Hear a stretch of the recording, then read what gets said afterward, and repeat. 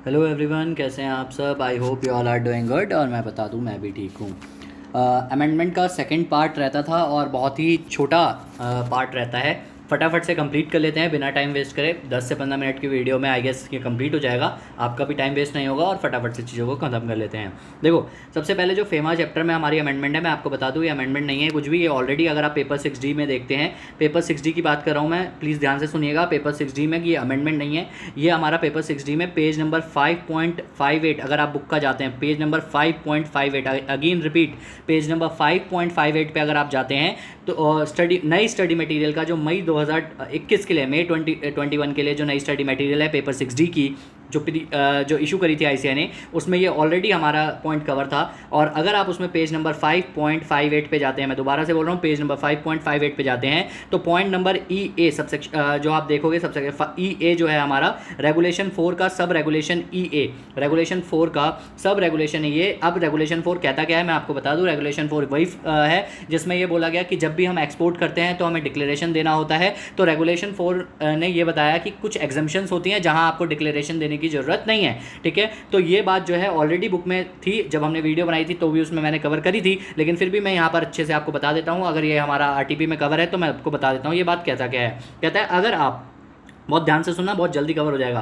कहता है, अगर आप री एक्सपोर्ट करते हो कोई भी ऐसा एयरक्राफ्ट, ऐसा हेलीकॉप्टर, ऐसा इंजन या ऐसा ऑक्सिलरी पावर यूनिट, या तो पूरा का पूरा या फिर पार्शियली, जो आपने लीज पे ले रखा था, जो आपने लीज पे ले रखा था किसी ओवरसीज लेसर से। लेसर का मतलब क्या होता है? जो मकान मालिक होता है। मकान मालिक इन सेंस मतलब मालिक होता है। अगर आपने किसी ओवरसीज लेसर से क्या क्या एयरक्राफ्ट, हेलीकॉप्टर, इंजन्स या ऑक्सिलरी पावर यूनिट्स ले रखे थे और उसे आप दोबारा से वापस कर देते हो, एक्सपोर्ट कर देते हो, चाहे पूरा का पूरा चाहे पार्शियली, ठीक है, तो जो कि जब जो आपने director general of civil aviation के पास रजिस्टर्ड करवाया था। देखो क्या होता है ना, मैं आपको एक पहले बेसिक बता दूं। ये होता है कि जब आप ओवरसीज लेसर से कोई भी सामान लेते हो तो उसको आपको रजिस्टर करवाना पड़ता है director general of civil aviation के पास। मतलब अगर एयरक्राफ्ट हेलीकॉप्टर रिलेटेड होता है, मैंने एयर इंडिया का ऑडिट किया है तो I have some of the knowledge of this aspect, तो मैं आपको बता सकता हूं कि हमें ऐसा कुछ करना पड़ता है जब भी हम लेसर से लेते हैं। अब यहां पर क्या कह रहा है कि जब आपने लेसर से लिया होगा, ओवरसीज लेसर से लिया होगा, तो आपने रजिस्ट्रेशन करवाया होगा director general of civil aviation के पास। जब आप उसको री एक्सपोर्ट कर रहे हो, अब री एक्सपोर्ट कब कब कर सकते हैं? देखो यहाँ लिखा है, या तो टर्मिनेशन हो गया आपके कॉन्ट्रैक्ट का, या कैंसिलेशन हो गया लीज अग्रीमेंट का, या आपने पेमेंट नहीं कर पाए। तो क्या होता था, एयर इंडिया के पास पैसे, आपको पता ही होगा, लॉस मेकिंग है, कई बार पैसे देने की उनकी क्षमता नहीं होती थी, लिक्विडिटी नहीं होती थी, तो वो लोग वापस भेज देते थे। तो उस केस में क्या करना होता है, जो हमने रजिस्ट्रेशन करवाया है उसको डी रजिस्टर्ड करवाना पड़ता है। तो इस केस में सिंपल सी बात यही बोली गई है कि जब भी आप री एक्सपोर्ट करते हो किसी भी ऐसे लीज एयरक्राफ्ट का, हेलीकॉप्टर का, इंजन का, ऑक्सिलरी पावर यूनिट्स का, ये चाहे पूरा का पूरा चाहे पार्शियल लॉकडाउन, जिसे आपने ओवरसीज लेसर से रिपोजेस किया मतलब पोजेस किया था, और उसको आप डी रजिस्टर करवा रहे हो डीजीसीए के पास, और अब इररेवोकेबल है। इररेवोकेबल मतलब वापस कभी भी नहीं आएगा। अब ये जो आप भेज रहे हो वो कभी भी वापस नहीं आएगा। रीजन बीइंग टर्मिनेशन या कैंसिलेशन ऑफ लीज अग्रीमेंट। तो उस केस में आपको एक्सपोर्ट डिक्लेरेशन देने की जरूरत नहीं है। दैट्स इट, बस यही था। ठीक है, आगे बढ़ते हैं। Prevention of money laundering act में भी थोड़े बहुत चेंजेस आए हैं, मैं आपको बता देता हूं वो चेंजेस किसके हैं। पेज नंबर के साथ बताता हूं कि आपको कहां पर जाना होगा।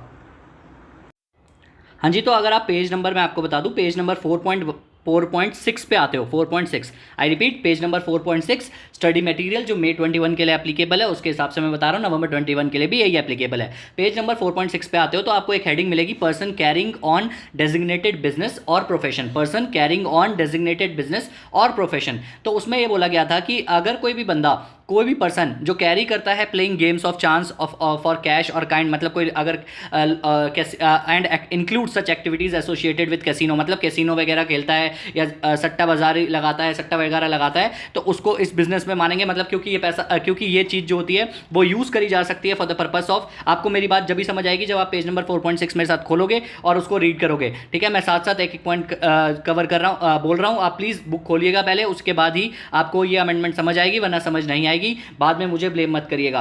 तो प्लीज़ ध्यान से सुनिए, मैं आपको बता रहा हूँ पेज नंबर 4.6 जिसकी हेडिंग है person carrying on designated business और प्रोफेशन, उसका मतलब क्या है। तो सबसे पहला पॉइंट जो इसके अंदर लिखा हुआ वो लिखा हुआ है, कोई भी पर्सन जो कैरी करता है एक्टिविटीज गेम्स ऑफ चांस खेलने के लिए, चाहे कैश में चाहे काइंड में, इंक्लूडिंग कसिनो। मतलब फॉर एग्जांपल अगर आपने जो घोड़े की रेस वगैरह होती है उसमें पैसा लगाया, या कोई भी आपने किसी भी तरीके से गैम्बलिंग वगैरह करी है, तो उसका इस्तेमाल भी किया। अभी इसका मतलब यहाँ पर क्यों आ रहा है ये, क्योंकि ब्लैक मनी को व्हाइट में कन्वर्ट करने के लिए आप यूज़ कर सकते हो इस चीज़ को, इसलिए यहाँ पर इसका यूज़ है। ठीक है, सेकंड पॉइंट क्या कहता है, कहता है कोई भी रजिस्ट्रार या सब रजिस्ट्रार जिसको अपॉइंट किया गया था section 6 of the registration act में, उसको बोलेंगे डेजिग्नेटेड बिजनेस और प्रोफेशन। तीसरा पॉइंट उसके अंदर जो लिखा हुआ था वो ये लिखा हुआ था, real estate agent as may be notified by the central government. अब इस रियल एस्टेट एजेंट को जो है गवर्नमेंट ने नोटिफाई कर दिया। रियल एस्टेट एजेंट कौन माना जाएगा, रियल एस्टेट एजेंट्स वो पर्संस माने जाएंगे जो सर्विसेज प्रोवाइड कर रहे हैं सेल या परचेज ऑफ रियल एस्टेट की, जिनका टर्नओवर 20 लाख रुपीस या 20 लाख रुपीस से ज्यादा का है। 20 लाख रुपीस या 20 लाख, मतलब 20 लाख अगर हुआ तो भी वो रियल एस्टेट एजेंट माने जाएंगे, और 20 लाख से ज्यादा हुआ तब तो माने ही जाएंगे। तो 20 लाख और 20 लाख से अबव, तो ये रियल एस्टेट एजेंट माने जाएंगे।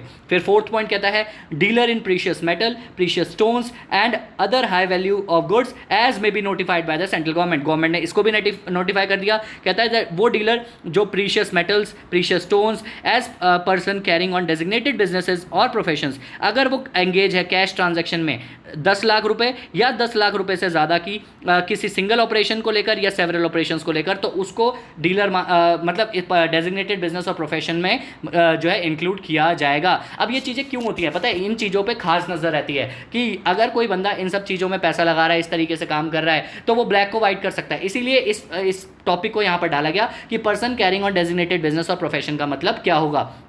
ठीक है, जब पामला की वीडियो मैंने बनाई थी उसके अंदर मैंने आपको बताया भी था कि इन सब चीज़ों पे फोकस गवर्नमेंट का है। तो गवर्नमेंट ने 2 जगह पे ये वाला वर्ड यूज़ किया था, जहां पर बोला था कि real estate agent as may B notified by the central government. तो रियल एस्टेट एजेंट कौन माने जाएंगे, जो हमारा पामला के हिसाब से जिन पे फोकस किया जाएगा डेजिग्नेटेड बिजनेस और प्रोफेशन के लिए, तो उसमें 20 लाख रुपये या 20 लाख रुपये से ज़्यादा का जिसका होगा वैल्यू टर्नओवर, एनुअल टर्नओवर, उसको माना जाएगा। उसके अलावा जो अगर मैं बात करूँ एंगेज है कैश, जो हमारा प्रीशियस मेटल या ज्वेलरी वाले प्रोफेशन में अगर कोई बंदा कैश का ट्रांजेक्शन करता है किसी कस्टमर के साथ 10 लाख रुपए या 10 लाख रुपए से ज्यादा का, सिंगल में या सेवरल टाइम्स में भी एक ही बंदे के साथ अगर किया जा रहा है, एक ही इंसान के साथ किया जा रहा है, तो उसको माना जाएगा। ठीक है, इसके अलावा अगर अगला पॉइंट देखें तो ये हमारा अब ये आपको समझ आ गया होगा पेज नंबर 4.6 पे ये दोनों पॉइंट थे जिसमें हमारा गवर्नमेंट ने जो है चेंज किया है, जहां पर लिखा हुआ था as may B notified by the central government. मैं आपको फिर से बता दूं, page number 4.6 person carrying on designated business और प्रोफेशन, उसका point number 3 and point number 4 में ये चेंज आए हैं। आप उसके आगे लिख लीजिएगा कि चेंजेस हैं।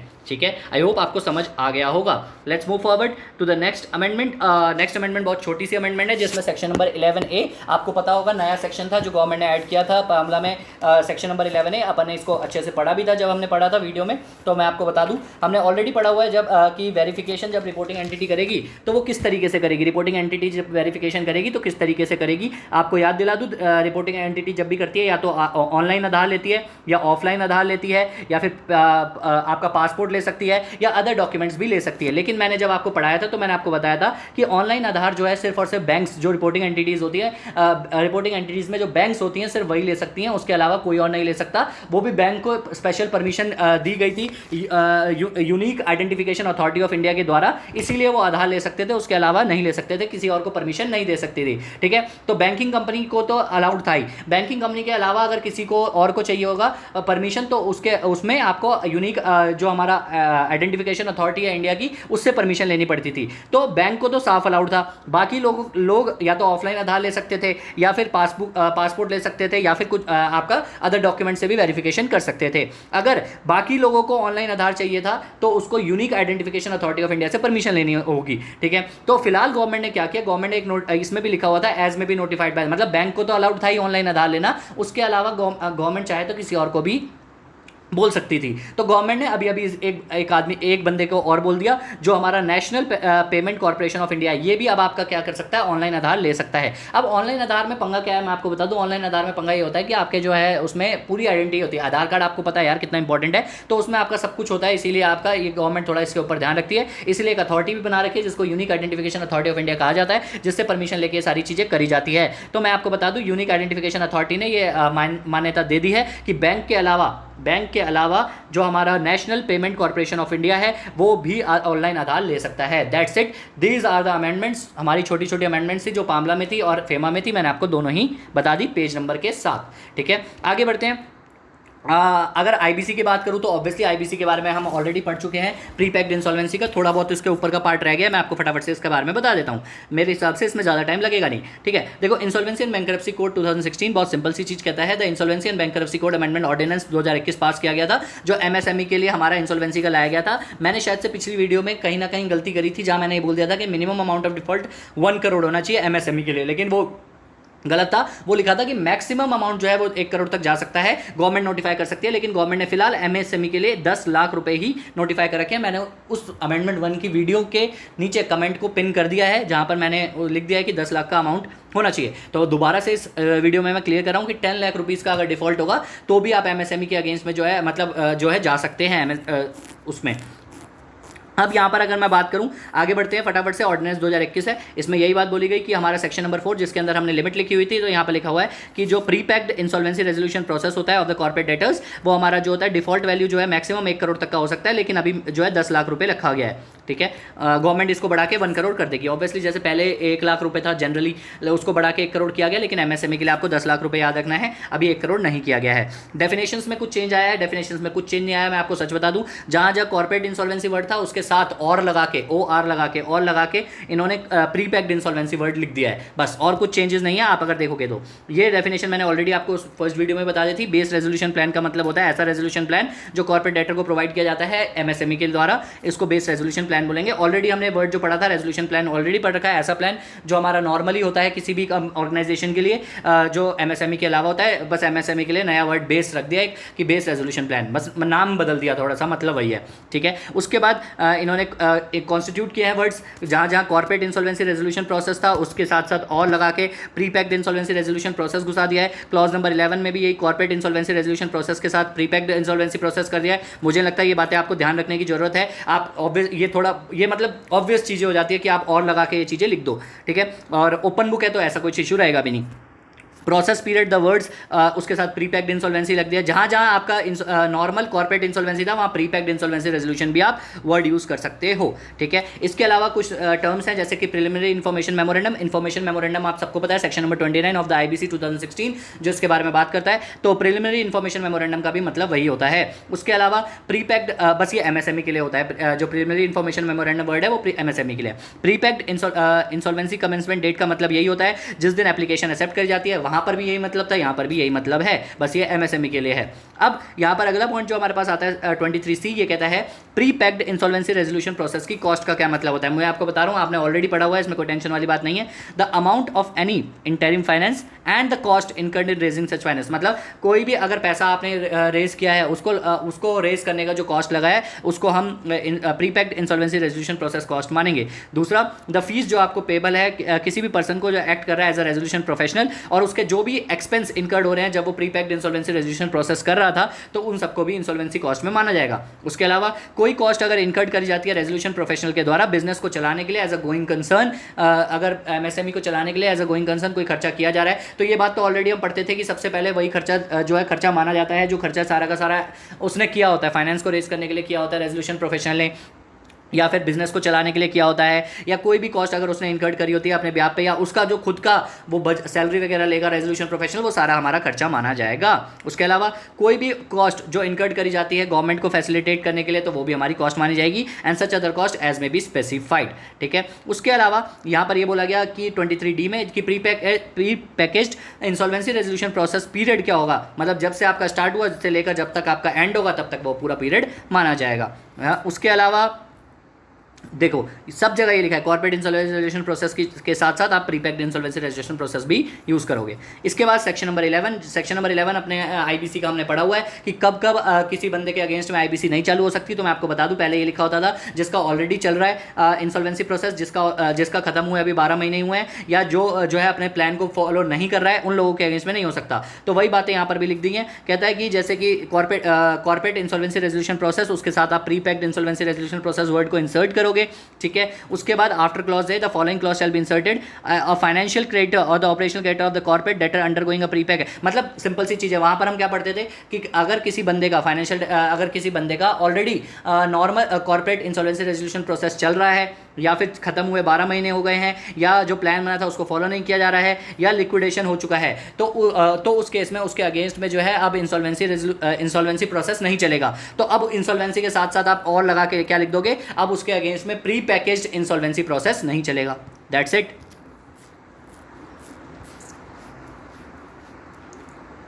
अब ये देख लेते हैं नीचे का काम का है या नहीं है।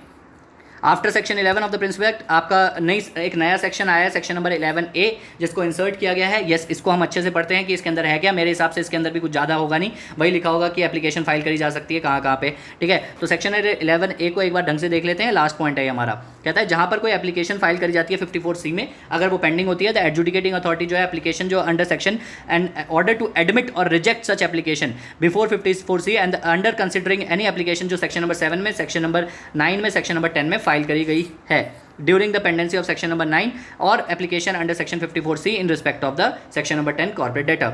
उसके बाद दूसरा पॉइंट अभी बताता हूँ आपको, एक बार रीड कर लेते हैं, एक बार गो थ्रू कर लेते हैं। Where an application under section 54C is filed within 14 days of the filing an application under section 7, 9 and 10 which is pending in respect of the same corporate debtor, then notwithstanding anything contained in section number 7, 9 and 10, the adjudicating authority shall dispose of the application under section 54C. Okay, where an application under section 54C is filed after 14 days of the filing an application under 7, 9, 10 in respect of the same corporate debtor, the adjudicating authority जो है वो dispose of कर देगा application 7, 9 और 10 की। The provisions of this section shall not apply where an application under section 7, 9, 10 is filed and pending on the date of the commencement of Insolvency and Bankruptcy Code Ordinance Amendment 2021। ये हमारा जो starting में आया ना उसके बारे में। मैं आपको पहले 54C दिखा देता हूँ क्योंकि इसमें 54C के बारे में है। तो आप अगर आपने पहली वीडियो सुनी होगी तो आपको पता होगा, नहीं सुनी होगी तो मैं आपको बता देता हूँ। यहाँ पर एप्लीकेशन फाइल करी जाती है इनिशिएट करने के लिए pre package insolvency resolution process. क्या एप्लीकेशन फाइल करी जाती है? Pre package insolvency resolution process को इनिशिएट करने के लिए एप्लीकेशन फाइल करी जाती है। अब देखो, अब आपको 54C समझ आ गया कि जहाँ हम एप्लीकेशन फाइल करते हैं किसके लिए, इनिशिएट करने के लिए प्री पैकेज। अब इसको हम पढ़ेंगे सेक्शन नंबर 11A को, तो आपको अच्छे से समझ आएगा। तो ये क्या कह रहा है, अगर आप देखते हैं तो इसमें लिखा हुआ है जहाँ पर एप्लीकेशन, बहुत ध्यान से पढ़िएगा, ठीक है, एक एक वर्ड, वेयर एन एप्लीकेशन, जहाँ पर एप्लीकेशन फाइल करी गई है सेक्शन नंबर 54C में। सेक्शन नंबर 54C हमने पढ़ा कि इनिशिएट करना प्री पैकेज्ड इंसॉल्वेंसी प्रोसेस, अगर वो पेंडिंग है, ठीक है, द एडजुडिकेटिंग अथॉरिटी जो NCLT है वो पास करेगा application under section and order to admit या रिजेक्ट करेगा एप्लीकेशन को before 54C and under considering any application. अगर सेक्शन नंबर 7 आपको पता है फाइनेंशियल क्रेडिटर जो नॉर्मल एप्लीकेशन फाइल करता है, सेक्शन नंबर 9 जब ऑपरेशनल क्रेडिटर फाइल करता है, एंड सेक्शन नंबर 10 जब कॉर्पोरेट डेटर खुद से फाइल करता है।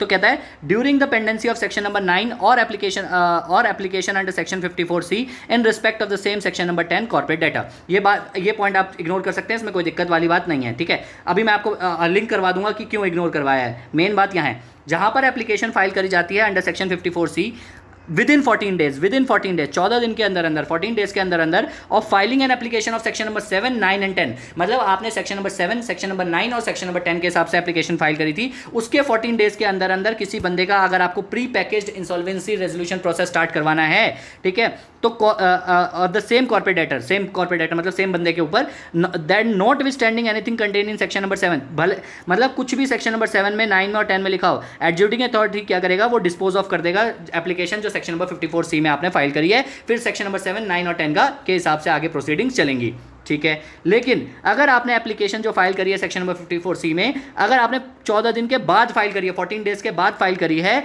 और filing an application under section 7, 9 और 10, then adjudicating authority dispose of करेगा सेक्शन नंबर 7, 9 और 10 की। मतलब अगर आफ्टर 14 डेज आपने एप्लीकेशन फाइल करी है, आफ्टर 14 डेज किसके, after 14 days of filing an application of section number 7, 9 and 10, अगर आपने 54C वाली एप्लीकेशन फाइल करी है तो एडजुडिकेटिंग अथॉरिटी सेक्शन नंबर 7, 9 और 10 की एप्लीकेशन उसको डिस्पोज ऑफ कर देगा। लेकिन अगर 14 डेज के अंदर आपने करी है तो उस केस में फिर आपकी जो सेक्शन नंबर 54C के हिसाब से आपने एप्लीकेशन फाइल करी है उसको डिस्पोज ऑफ किया जाएगा। लेकिन ये जो प्रोविजंस हमने ऊपर पढ़े हैं वो अप्लाई नहीं होंगे जहां पर एप्लीकेशन अंडर सेक्शन 7, 9 और 10 जो है वो फाइल हो चुका था एज ऑन द डेट जब आपका ये ऑर्डिनेंस आया था, ठीक है। जब ऑर्डिनेंस के आने से पहले अगर सेक्शन नंबर 7, 9 और 10 के अगेंस्ट में के तहत एप्लीकेशन ऑलरेडी एनसीएलटी के पास फाइल हो चुकी होगी, तो ये ऊपर के जो आपने सेक्शंस पढ़े हैं ये दोनों, इनको आप इग्नोर कर देंगे, ये आपके एप्लीकेबल नहीं होंगे। तो मैं आपको बता दूं पेपर के लिए ये दोनों पॉइंट आपको ध्यान रखने हैं। और ये बात आपको ध्यान रखनी है कि अगर जिस दिन आपका ये ऑर्डिनेंस आया था उससे पहले ऑलरेडी एप्लीकेशन 7, 9, 10 में फाइल हो चुकी है एनसीएलटी के पास, तो फिर उसके ये वाला प्रोविजन सेक्शन नंबर 11A जो है एप्लीकेबल नहीं होगा। लेकिन अब यहाँ पर दूसरी बात जो आपको ध्यान रखनी है वो ये ध्यान रखनी है कि अगर एप्लीकेशन फाइल हुई है और सेक्शन नंबर 7, 9 और 10 के हिसाब से फाइल हुई है, और 7, 9 और 10 के हिसाब से फाइल हुई है, और 54C के हिसाब से भी फाइल हुई है, तो आपको ये देखना है कि 14 डेज के अंदर या 14 डेज के बाहर। अगर विद इन 14 डेज है तो फिर जो डिस्पोज ऑफ होगा वो 54C होगा। अगर आफ्टर 14 डेज है तो फिर जो डिस्पोज ऑफ होगा वो सेक्शन नंबर 7, 9 और 10 होगा। ठीक है। इसके बाद इन सेक्शन 33 जो लिक्विडेशन वाला है वहाँ पर वर्ड जो है आपका जो है वो उसको डाल दिया गया है। कहता है which deals with the initiation of liquidation after the words approved by the adjudicating authority the word figures brackets and later under section 31 जो है वो हमारा मतलब 54L में भी वही बात लिखी है, तो वही कह रहा है कि उसके साथ ही हमारा इंसर्ट कर दिया गया है। ठीक है। उसके बाद अपॉइंटमेंट ऑफ लिक्विडेटर, बाकी बातें सेम ही है, उसमें कुछ भी हमारा है नहीं, इसको आप इग्नोर कर सकते हैं, इन चीज़ों को आपको पढ़ने की जरूरत नहीं है। नीचे का प्री पैकेज का ऑलरेडी मैंने वीडियो बना दिया है। सेक्शन नंबर 11A को एक बार आप अच्छे से फिर से रीड कर लीजिएगा। अगर कोई डाउट हो तो आप पूछ सकते हैं, कुछ चीज़ें डिस्कस करनी हो तो आप कर सकते हैं। मेरे हिसाब से ये दोनों पॉइंट आपको ध्यान रखने हैं। ये वाला पॉइंट आपको ध्यान रखना है कि अगर एक्ट आने से ऑर्डिनेंस पास होने से पहले अगर वो एप्लीकेशन फाइल हो गई थी तो आपको इग्नोर करना है इस सेक्शन को। That's it. बाकी बातें मैंने आपको बता दी हैं। आई होप आपका यहाँ पर अमेंडमेंट कवर होता है, आपको अच्छे से समझ आया होगा। बाय, शब खैर, all the best and take care.